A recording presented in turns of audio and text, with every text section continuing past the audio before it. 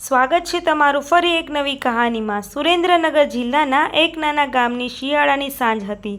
સૂરજ ઢળી રહ્યો હતો, ખેતરોમાંથી લોકો ઘરે ફરી રહ્યા હતા। ચૂલાનો ધુમાડો ઉઠતો હતો અને ગામના છેડે આવેલું એક જૂનું કાચું ઘર આજે અસામાન્ય રીતે શાંત હતું। આંગણામાં સૂકી પડેલી તુલસી, દિવાલ પર ઝાંખો પડેલો પરિવારનો ફોટો અને ખુરશી પર એકલો બેઠેલો માણસ રાઘવભાઈ પરમાર, ઉંમર લગભગ 55 વર્ષ। ચહેરા પર થાક, આંખોમાં પસ્તાવો અને હાથમાં પોતાની પત્ની મીરાબેનની જૂની ચૂડીઓનો કપડો બાંધેલો રાખેલો, કારણ કે આજે મીરાબેનને ગયાને પૂરા 1 વર્ષ થયું હતું અને આજે 1 વર્ષમાં રાઘવભાઈએ પહેલીવાર સમજ્યું હતું કે સાચો પ્રેમ શું હોય છે।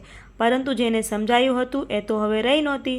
વર્ષો પહેલાં રાઘવભાઈ યુવાન, મજબૂત, ગામમાં ખેતર ધરાવતા અને થોડા અહંકારી માણસ હતા। ઘરમાં પૈસા પૂરતા હતા, લોકો નામ હતું અને લગ્ન થયા મીરાબેન સાથે।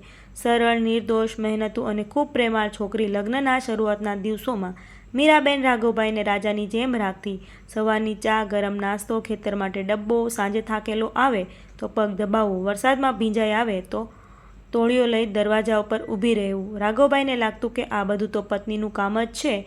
એણે ક્યારેય આભાર માન્યો નહીં, મીરાબેનને ક્યારેય ગળે લગાવીને કહ્યું નહીં કે તું છે એટલે ઘર છે। એણે માન્યું કે પ્રેમ દેખાડવાનો વિષય નથી, પત્ની તો હોય જ છે। થોડા વર્ષોમાં 2 સંતાનો થયા, દીકરો મનન અને દીકરી જીજ્ઞા। મીરાબેન આખો દિવસ ઘરમાં દોડતી રહે, બાળકો, રસોડું, સાસુ સસરા, પશુઓ, ખેતરના માણસો, બધું સંભાળે। પોતે છેલ્લે ખાય, છેલ્લે સૂવે, પહેલી ઉઠે અને રાઘવભાઈ બહાર મિત્રો સાથે બેઠા હોય, ક્યારેક ગુસ્સો, ઘરે આવે તો કારણ વગર બૂમો પાડી દે। મીરાબેન ચૂપચાપ સાંભળે, બીજા દિવસે ફરી એ જ પ્રેમથી ચા આપે। ગામની સ્ત્રીઓ પૂછે, તને દુઃખ નથી થતું? મીરાબેન હસીને કહે, મારા માણસનો સ્વભાવ એવો છે, દિલ ખરાબ નથી। ખરેખર દિલ ખરાબ નહોતું, પણ કઠોર હતું। રાઘવભાઈએ ક્યારેય વિચાર્યું નહીં કે જેને રોજ હસવું જોઈ રહ્યો છું એના અંદર કેટલું દબાયેલું હશે। મીરાબેનને નવી સાડી ગમે તો કહે પછી લઈશું, પણ પોતે મિત્રો સાથે ખર્ચ કરી દે।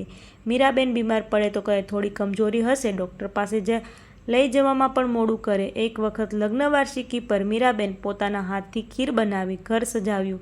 રાઘવભાઈ મિત્રો સાથે તાશ રમીને મોડા આવ્યા, ખીર ઠંડી થઈ ગઈ।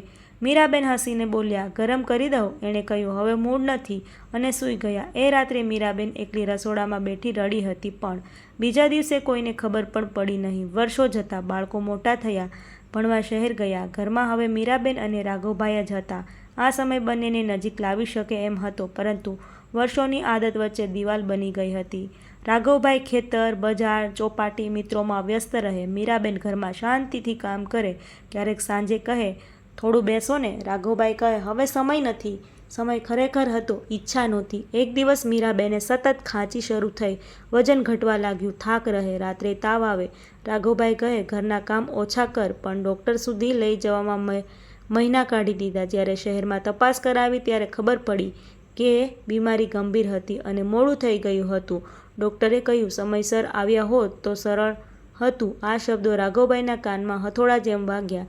સારવાર શરૂ થઈ। હવે પહેલીવાર રાઘવભાઈ પત્ની સાથે હોસ્પિટલમાં બેઠા, દવા આપી, પાણી પીવડાવ્યું, પરંતુ વર્ષોની ઉણપ થોડા દિવસની કાળજીથી ક્યાં પૂરી થવાની? મીરાબેન છતાં હસતી, ચિંતા ના કરશો, હું સારી થઈ જઈશ, જ્યારે પોતે જાણતી હતી કે શરીર હારી રહ્યું છે। એક રાત્રે હોસ્પિટલના બેડ પર મીરાબેન જાગી અને કહ્યું, તમે ખાધું?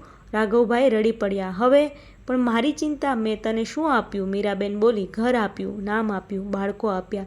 રાઘવભાઈ તૂટી ગયા, પ્રેમ નહીં આપ્યો? મીરાબેન આંખોમાં જોઈ રહી, પ્રેમ હતો, બસ બોલતા નહોતા। આ શબ્દોએ રાઘવભાઈનું આખું જીવન ખોલી નાખ્યું। એમને યાદ આવ્યું કેટલા વખત એણે એની રાહ જોઈ હશે, કેટલા વખત એકલું ખાધું હશે, કેટલા વખત તાવમાં પણ રોટલી બનાવી હશે, કેટલા વખત દિલ દુભાયું હશે, પણ કહ્યું નહીં। થોડા દિવસ પછી મીરાબેનની હાલત વધુ ખરાબ થઈ ગઈ, ઘરે લાવી દેવામાં આવી। એક સાંજે સૂર્યાસ્ત સમયે મીરાબેને કહ્યું, મને આંગણામાં બેસાડો। રાઘવભાઈએ ખુરશીમાં બેસાડ્યા।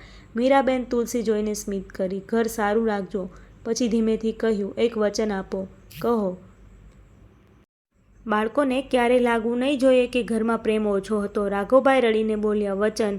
મીરાબેનને છેલ્લે કહ્યું, અને ક્યારેક મને યાદ કરીને હસજો પણ। એટલું કહી એનો હાથ ઢીલો પડી ગયો। રાઘવભાઈની દુનિયા ખાલી થઈ ગઈ।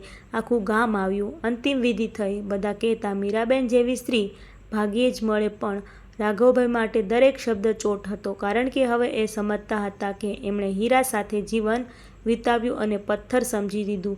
પછી શરૂ થયો પસ્તાવાનો વર્ષ. સવારમાં ચા બનાવ જાય તો સમજાય ખાંડ ક્યાં રાખે છે એ ખબર નથી, કપડાં ધોવા ન આવે, રસોડું ચલાવવું ન આવે, દવા સમયસર લેવાની યાદ અપાવનાર કોઈ નથી, ઘરમાં અવાજ નથી, દરવાજા પર રાહ જોનાર નથી, તહેવાર ખાલી, ખાટલો ખાલી, જીવન ખાલી. એક દિવસ જૂના કપાટમાંથી મીરાબેનની ડાયરી મળી. તેમાં રોજિંદા ખર્ચા વચ્ચે નાની નાની લાઈનો હતી. આજે એ થાકેલા આવ્યા, ચા બનાવી. આજે એ હસ્યા, મારો દિવસ સારો ગયો. આજે મારી તબિયત ખરાબ હતી, પણ એ ચિંતા કરે તો સારું લાગે. મારા માણસ ગુસ્સાવાળો છે પણ ખરાબ નથી. રાઘવભાઈએ ડાયરી છાતી પર રાખીને કલાકો રડ્યા, કારણ કે જેને પ્રેમ કહેતા નહોતા એ સ્ત્રીએ દરેક ટુકડામાં પ્રેમ જ લખ્યો હતો. ત્યારથી એ બદલાયા. બાળકોને ઘરે બોલાવ્યા. દીકરીને કહ્યું, પતિ હોય તો શબ્દો બોલજે, મૌનથી ઘર તૂટે. દીકરાને કહ્યું, પત્નીને કામવાળી ન સમજતા. ગામમાં સ્ત્રીઓ માટે આરોગ્ય કેમ્પ શરૂ કરાવ્યો મીરાબેનના નામે, કારણ કે સમયસર સારવાર ન મળવાથી એ ગયા હતા. દર વર્ષે એની પૂર્ણતિથિએ ગરીબ સ્ત્રીઓને સાડી આપતા, પણ કહેતા આ દાન નથી, દેવું છે. એક દિવસ મનને પૂછ્યું, પપ્પા તમે મમ્મીને પ્રેમ કરતા હતા? રાઘવભાઈની આંખ ભીની થઈ. હા બેટા, બહુ. બસ મને સમજાયું ત્યારે મોડું થઈ ગયું. આજે પણ સાંજે એ જ ખુરશી પર બેસે છે, હાથમાં મીરાબેનની ચૂડીઓ પકડીને તુલસી પાસે કહે, મીરા આજે વહેલો આવી ગયો છું, હવે સમય છે. ગામના લોકો કહે છે રાઘવભાઈ હવે ઘણા નમ્ર થઈ ગયા છે, પણ એ જાણે છે કે આ નમ્રતા શીખવનાર હવે નથી. અને જે કોઈ પુરુષ પત્નીને સામાન્ય માને છે તેને રાઘવભાઈ એક જ વાત કહે છે, જ્યાં સુધી એ ઘરમાં છે ત્યાં સુધી એનું મૂલ્ય સમજજો. ઓટામાં ફેરવાઈ જાય પછી પસ્તાવો સિવાય કશું હાથમાં રહેતું નથી. અને સુરેન્દ્રનગરના એ નાના ઘરમાં આજે પણ સૂર્યાસ્ત સમયે હવા વાગે ત્યારે લાગે છે જાણે મીરાબેન ફરી એકવાર પૂછે છે, ચા કરું? તો ફ્રેન્ડ, આવી જ કહાનીઓ સાંભળવા માટે મારી ચેનલમાં બન્યા રહો. વિડીયો પસંદ આવ્યો હોય તો વિડીયોને લાઇક જરૂરથી કરી દેજો. થેન્ક યુ મિત્રો.